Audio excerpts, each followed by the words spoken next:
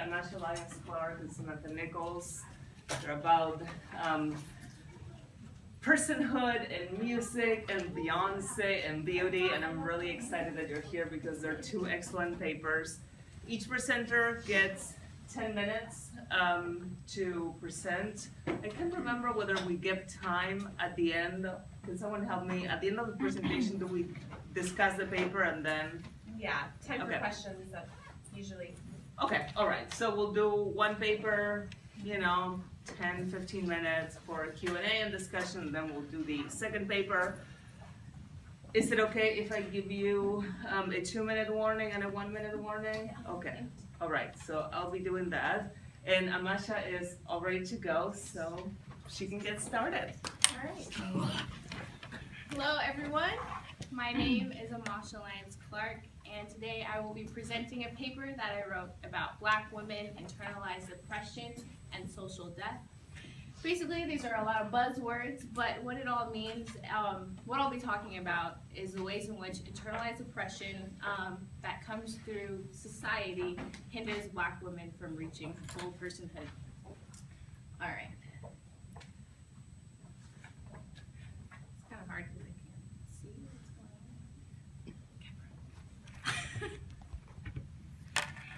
Yes. So it's good. Sorry.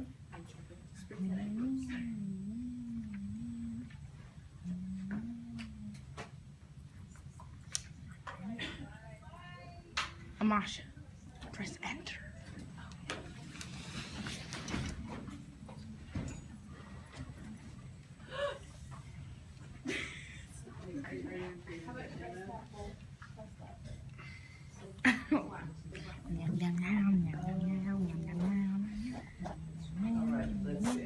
I don't know how I can help, but We can't see what's going on the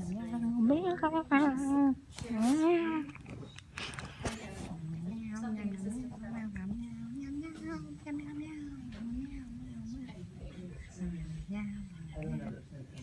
Just use the time to chat, to hang out, get to know each other. It won't go forward if you just say Yeah. It's a disaster. you know what? Amasha, you This is good. Yeah. No. then you'll have to It's raining.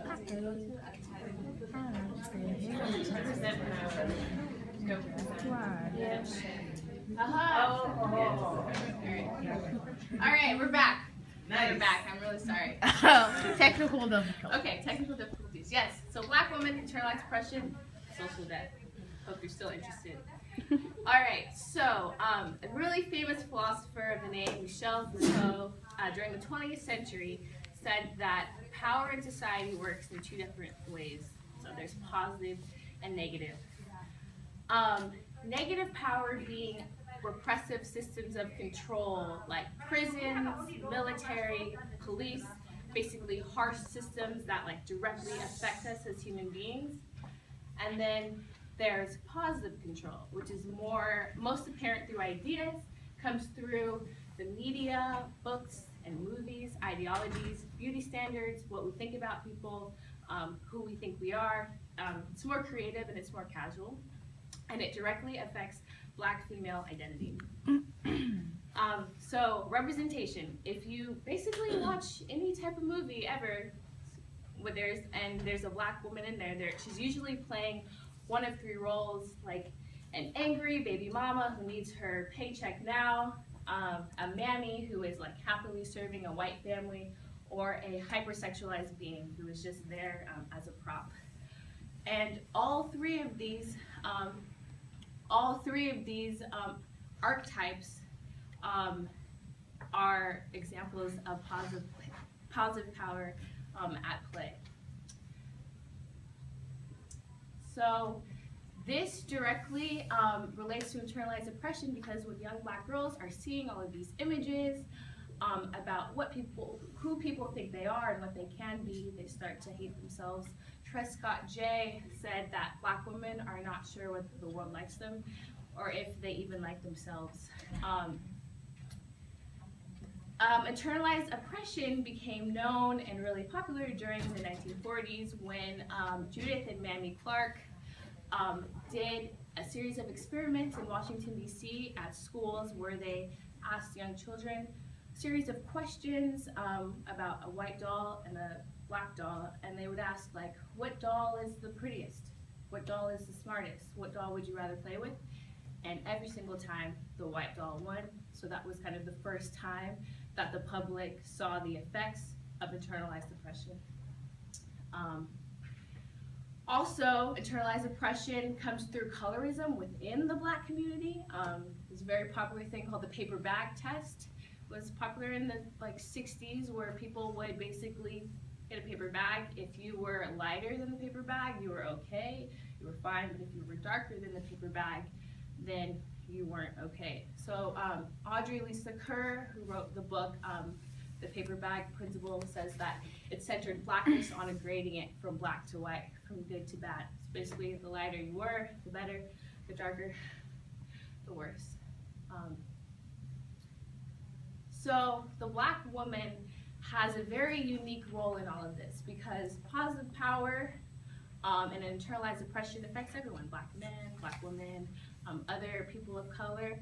But the Black woman is intersexually oppressed because she is both female and also a person of color. Charles Mills, who is a philosopher of race, said, "Blacks will be the race most alienated from their own bodies, a fate particularly painful for the Black woman, who, like all women, will by their physical appearance be deemed to fall short of the Caucasoid or light-skinned ideal." So basically, they're pitted against all these beauty standards that they don't match up to. They're pitted against all these subliminal messages that they aren't good enough, and even Black men themselves sometimes put them down.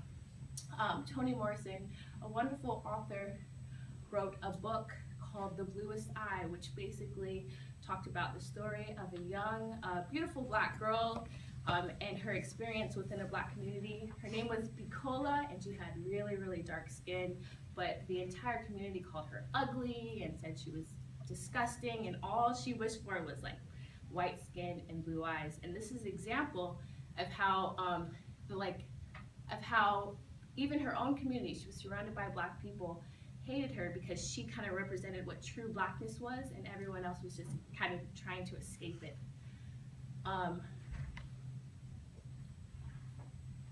So social death, right? How does positive power, how does internalized oppression lead Black women to social death? Well, it all comes from lack of personhood. Dr. Vernelia R. Randall, who's a professor, said that the alienation or exclusion of an individual from the community at large justified by the general unworthiness of the individual. So that's what happens when a person reaches social death. They're not truly living, they're not thriving. Black women aren't allowed to truly be themselves within their own community because they're pitted against each other. Dark-skinned women are not appreciated, hair is not appreciated, thus they're not even free to exist, yet alone access other parts of their identity. And hair is huge. Black women, at their most natural state, have beautiful, curly, kinky hair, yet that's not even allowed in some workplaces. Actually, last year there was a court ruling in Alabama that said that it was totally legal for Black women to be fired or not hired if they had braids or dreads or any type of hairstyle that catered to their natural hair state. And it's appropriated by white culture. I include this picture of popular model Gigi Hadid toting around an afro because it's totally allowed when a white person appropriates it and uses it, but it is deemed not okay, unprofessional, dirty when a Black woman tries to simply be herself. So what does it mean to escape social death? Sojourner Truth, a beautiful activist during the 20th century, penned a poem, Ain't I a Woman, in response of the suffrage movement, and basically it was a response to the white women who were marching for voting rights but wouldn't even recognize Black women as full people, and basically all she's asking for, like, see me as a person, see me as a human being. And times really haven't changed. Viola Davis, who is a wonderful actress, she usually has been forced to play those 3 archetypes that I talked to you about earlier, said, the one thing I feel is lacking in Hollywood today is an understanding of the beauty, the power, the sexuality, the uniqueness, the humor of being a regular Black woman. So basically, simply existing. So what I ask and what I think there needs to be is a shift in positive power, a shift in representation in media, a shift in the archetypes of what it means to be Black, let alone a Black woman. There needs to be positive representation. I'm seeing now in 2017 more of it. The show Blackish, if any of you have heard of it, is a wonderful example. It's about a Black family simply being a family. It's not any fried chicken references or Kool-Aid jokes. It's just simply being a person. There's also Insecure, which is a great show on HBO, and it's about a Black woman who is simply living. But I think there is still a huge void that needs to be filled. And honestly, I hope to write a show or do something to make it happen. I also think that social media is also filling the void for Black personhood and providing more examples of what it means to exist. But yeah, that is it.